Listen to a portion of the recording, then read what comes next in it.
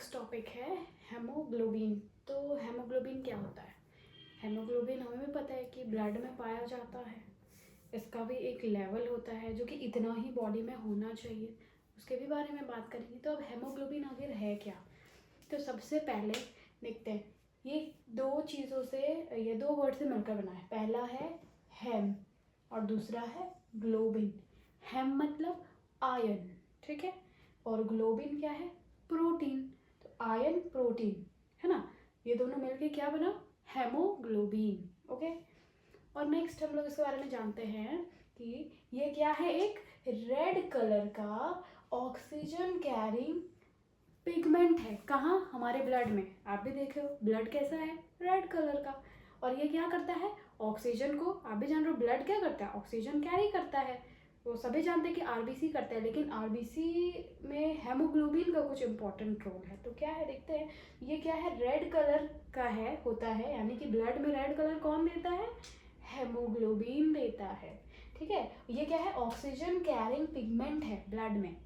ठीक है, ये ब्लड में क्या करता है? ऑक्सीजन को कैरी करता है और पिगमेंट रेड कलर का ये जो है देता है ब्लड को। फिर क्या है? It consist of protein united with 4 pyrrole ring of methine, जिसको कि CH- से हमने डिनोट किया है। ये क्या है? एक पॉलीपेप्टाइड चेन है प्रोटीन का, जो कि जिसमें कि 4 पायरोल रिंग क्या है?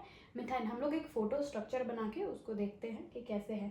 और iron is present in ferrous form, Fe2+ form में जो है, इसमें फेरस फॉर्म में जो है आयरन जो है प्रेजेंट है। तो देखते हैं कि फेरस अगर फेरिक हो जाएगा तो क्या होगा। तो अभी देखते हैं कि हेमोग्लोबिन के बारे में भी हमें और काफ़ी कुछ जानना है। अब जैसा कि हमने अभी बात किया कि हेमोग्लोबिन का स्ट्रक्चर कैसा होता है, तो यही है वो स्ट्रक्चर। क्या है? एक हेमोग्लोबिन जो मॉलिक्यूल है, ये उसका फोटो है। यहाँ पे क्या है? 4 पॉलीपेप्टाइड चेन है। 4 पॉलीपेप्टाइड चेन आपको देखने को मिला। इसमें क्या है? 2 अल्फा है, ठीक है, alpha alpha, 2 beta beta beta, ठीक है। और ईच चेन जो है किससे अटैच्ड है? फेरस आयन से। हर चेन में देखो क्या है, यहाँ पे फेरस आयन है, Fe2+ ion, Fe2+ ion, Fe2+ ion, Fe2+ ion, है ना। तो हर चेन में जो है Fe2+ आयन देखने को मिलेगा। एंड ये जो एक मॉलिक्यूल ऑफ ऑक्सीजन है with each attached with each ferrous ion, तो जितने भी ऑक्सीजन के जो मॉलिक्यूल हैं, एक ऑक्सीजन मॉलिक्यूल, हम लोग बोलते हैं ना कि एक हेमोग्लोबिन में 4 ऑक्सीजन रहता है। तो वहाँ पे क्या हमने देखा कि यहाँ पे ऑक्सीजन है, ऑक्सीजन है, ऑक्सीजन है, ऑक्सीजन है। तो हमें क्या देखने को मिला? 4 ऑक्सीजन के जो मॉलिक्यूल, एक मॉलिक्यूल में क्या है? एक मॉलिक्यूल ऑफ जो ऑक्सीजन है वो कहाँ किससे अटैच है? सारा जो है एक 4 ऑक्सीजन जो है, चारों एक एक ईच किससे अटैच्ड है? तो यहाँ पे जो फेरस आयन है उससे। समझ आए? तो ये था हमारा हेमोग्लोबिन का स्ट्रक्चर हमने देख लिया। अब बात करते हैं इम्पोर्टेंट कुछ।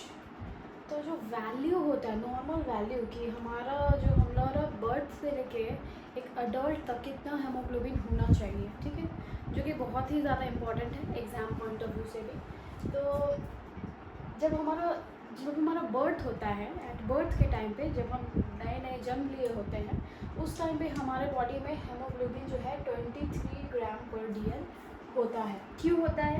क्योंकि उस टाइम पे क्या होता है, आरबीसी जो है बहुत ज़्यादा रहता है हमारे बॉडी में, इसलिए उस टाइम पे हेमोग्लोबिन का लेवल बहुत हाई रहता है। फिर हम लोग जब by the end of 3rd month, अब जब बच्चा 3 महीने का हो गया है, तो उस टाइम पे जो लेवल है हेमोग्लोबिन का 10.5 ग्राम/dl हो जाता है। तो अब अचानक से इतना कम क्यों? इतना कम इसलिए क्योंकि उस टाइम इन्फेंट क्या कर रहा था? टोटली मदर्स मिल्क पे वो डिपेंडेंट था, वो बाहर का तो कुछ खा नहीं रहा था, इसीलिए क्या हुआ, और मदर्स के मिल्क में जो है आयरन तो होता नहीं है, तो आयरन नहीं होता है, इसीलिए सडनली क्या हुआ, ये जो रेशियो है, ये हमारा, ये इसका जो ये लेवल है, ये गिर गया अचानक से। 23 से सीधा 10.5 पे आया। और ये इम्पॉर्टेंट क्वेश्चन है, एग्ज़ाम में ये क्वेश्चन पूछता भी है।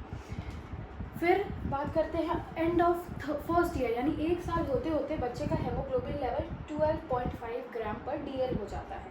अब थोड़ा सा इससे बढ़ गया है। क्यों बढ़ गया है? क्योंकि अब धीरे धीरे 6 मंथ्स के बाद बच्चा जो है थोड़ा बहुत इधर उधर की चीज़ों को भी खाने लग जाता है, जैसे कि मैश्ड फूड्स। तो इसीलिए जो इसका जो लेवल है ये थोड़ा सा हेमोग्लोबिन का लेवल इंक्रीज हो गया। अब बात करते हैं एडल्ट की, यानी कि जो हम लोग हैं मेल और फीमेल, इसमें दो कैटेगरीज है। मेल का कुछ अलग जानते हो ना, मेल का स्टैमिना अलग होता है, फीमेल का स्टैमिना अलग होता है, इसीलिए हेमोग्लोबिन का भी लेवल अलग अलग है। तो मेल का क्या है 14 to 18 ग्राम पर DL, ठीक है, और फीमेल में क्या है 12 to 15 ग्राम पर DL। ये जो है हमें देखने को मिलेगा यही, और ये एग्ज़ाम में कई बार पूछा जाता है MCQ में, इसको आपको याद कर लेना है। तो ये था हमारा वैल्यू, जो वैल्यू हमारा कब बर्थ से लेके एडल्ट तक में कितना चेंज होता है, क्यों होता है, ये हमने जान लिया। हमें अब क्या एक इम्पॉर्टेंट बात और हमें जाननी थी कि ऑक्सीजन कैरिंग कैपेसिटी एक हेमोग्लोबिन का कितना होता है, जो कि हमेशा एग्जाम में आता है और बहुत ही इंपॉर्टेंट क्वेश्चन है। That is 1 gram of haemoglobin carries 1.34 ml of oxygen, which is very important from MCQ point of view, ठीक है, ओके। और जब ऑक्सीजन और हेमोग्लोबिन कंबाइन करते हैं तो ऑक्सी हेमोग्लोबिन कहलाता है। जब कार्बन डाइऑक्साइड और हेमोग्लोबिन कंबाइन करते हैं तो कार्बो एमिनो हेमोग्लोबिन कहा फॉर्म करता है। फिर जब कार्बन मोनोऑक्साइड और हेमोग्लोबिन कंबाइन करता है तो कार्बो मोनोऑक्सी हेमोग्लोबिन फॉर्म करता है।